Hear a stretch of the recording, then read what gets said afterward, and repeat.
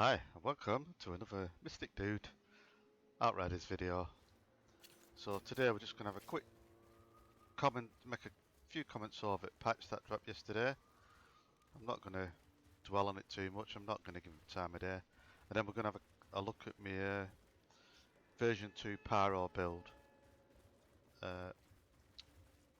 So with regards to the patch that we waited 2 weeks for, once again, bit of a disgrace. They dropped the patch. I've had 2 or 3 crashes today. Been matchmaking, I've had errors that I'll leave at the end of the video. I'll show you. I've never had them before. Black screening with the UI up. I could hear everybody in the background just not loading in. I've had an Unreal Engine crash all today. Not had anything for the last 2 weeks on PC. So it's got to be related to patch yesterday. With the actual content of the patch that they dropped, I've been waiting for the Borealis set for my Techno, and it's broke. So my Techno still doesn't really have a viable set bonus. The set should be the strongest gears in the game, but the Techno, I think most people are still running with purples, as it's a pure DPS build. There is a few people that are experimenting with the Soyuz, the Plague set, and you know they've obviously had a go with Borealis, but it underperforms and it breaks, and their answer to it is just unequip it and put it back on. That seems to solve it. No, how about you fucking fix your game that's been out 14 weeks so we don't have to take our gears off and on, because that doesn't always work, because when you take gears off and on it changes your armor values. I'll just see if I can show you here. And we'll look at the firepower and anomaly. Let's see if that works. So I've got max health there, so I've no anomaly on that. Max health there. No, it's not going to do it now. I've mentioned it. Oh, there we go. I've just changed the weapon. That's got the both level 50. That's got life leech healing close range. That's got crit status, skill life leech. They both got fortress on them. So unless I'm missing anything, I can't see anything that would make that change. Let's try it with a different one. Oh, it didn't change that time. Oh, let's try this one. Oh, anyway, you saw it. The game's fucked. Just incompetent at fixing stuff, and they're just full of lies. And they're sat there quite happy now because they've had everybody's money for nearly 4 months, so it's unlikely anybody's going to get any refunds. I'm surprised they're still supporting the game at all. It is a fun game to play. It's really, really good if you can get a stable connection with friends. It has improved a little bit once you're in a game with people. It's just that you just waste so much time with the disconnects. If the leader leaves the group, you can be sat there 2-3 minutes waiting for failed connection to host, and just anyway, on with the builder. So this is my Pyro. Don't laugh at him. He looks like what's that? Superhero duck. I don't know. Front. I don't like that mask. I need to replace that. So this is sort of what I'm going with. It's a bit of a standard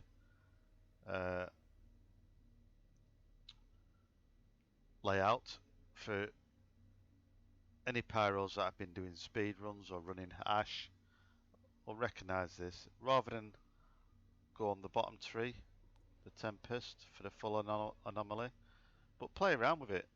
I've gone with mostly with top tree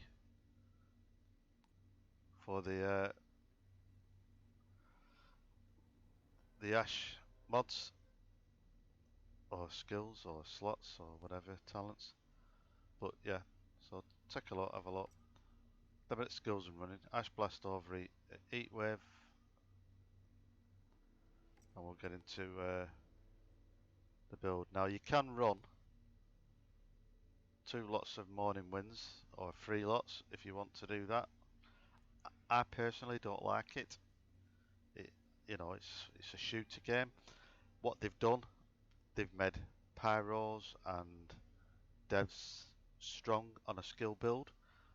The reason being, I would speculate is that because it's cross-platform with PlayStations and Xbox, it allows the consoles to compete with the PCs because it's well known that PCs are more accurate because hand-to-eye coordination on the mouse, and the gamepad aiming on this game is terrible. If you've ever played Division 2 and then played this and compared them, it's just night and day. Division 2, I would say, playing on a gamepad 50% better than it is on this game. So I think they've made skill builds strong to keep the console players and the I suppose and the PC players who play with gamepads such as myself, to keep them happy.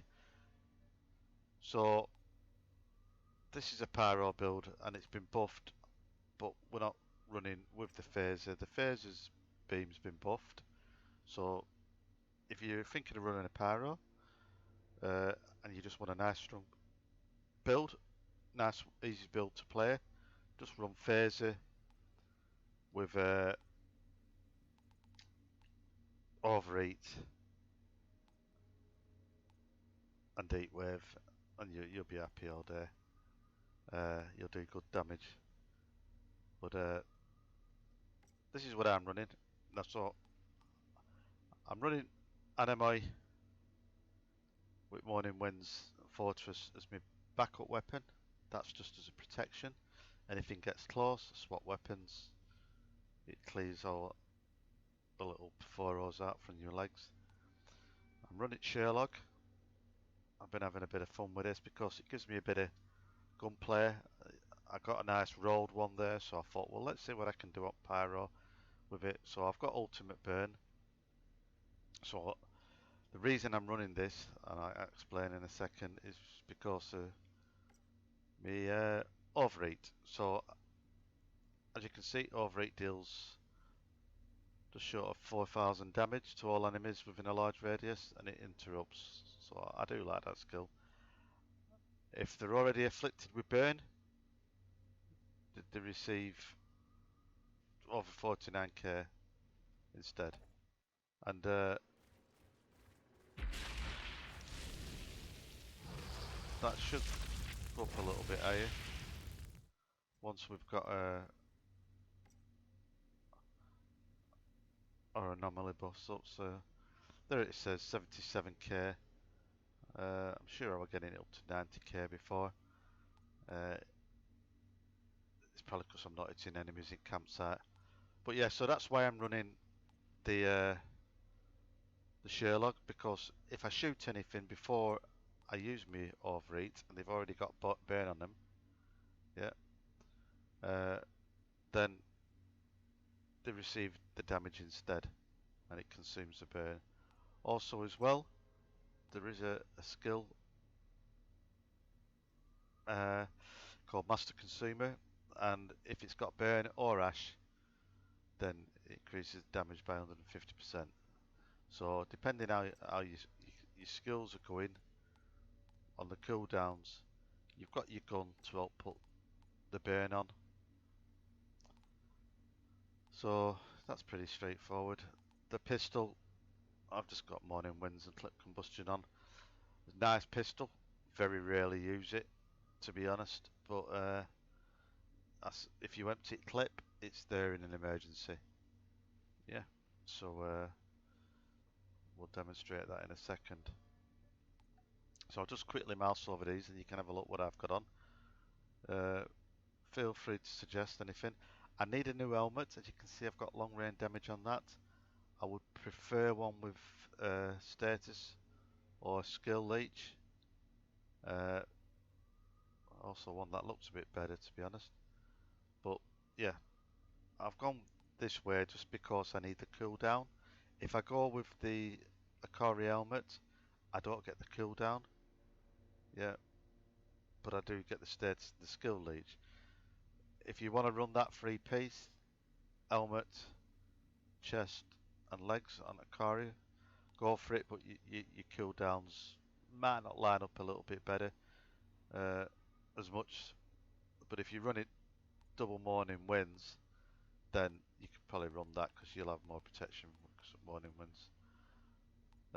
So I put the feet on. I do lose that anomaly power because it's got max health on. So whoever designed these, well done again. So total shit design. Let's put max health on. Nobody wants the health. Nobody, you know.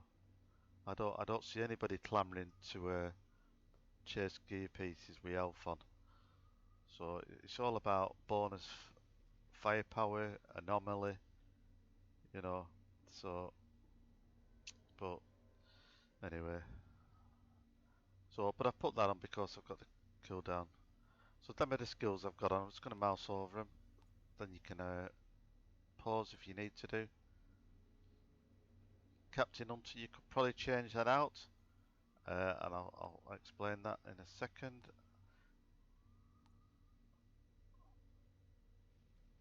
So, Captain Hunter, you could change that out. So, increase your damage against deletes by 25%. I'm probably going to change that out anyway because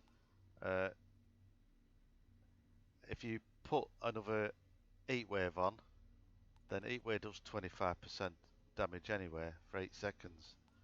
So, you know, it's whatever you fancy. I mean,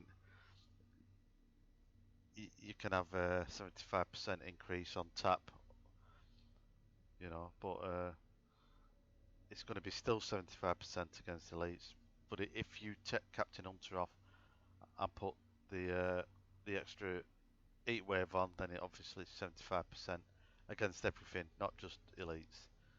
But that's probably stronger overall, the Captain Hunter, because it's the minions tend to die a lot quicker, especially in a group with this build. If you're in a group, so the way it works, and I'll show you some gameplay after this, but we'll just demonstrate it in the so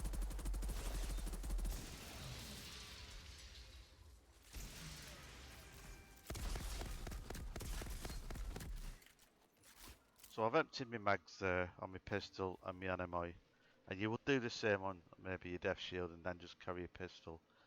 For anybody who's new to game, I know it's sometimes confusing. Anybody who's been playing a bit is probably thinking, Mystic, why are you showing us this? We all know. But not everybody does. People are coming to game at different levels, different times. So what you would do is, if that here was an enemy, I shoot him.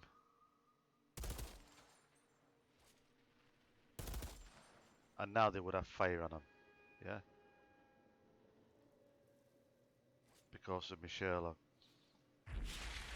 That's me Ashen. Ash Blast.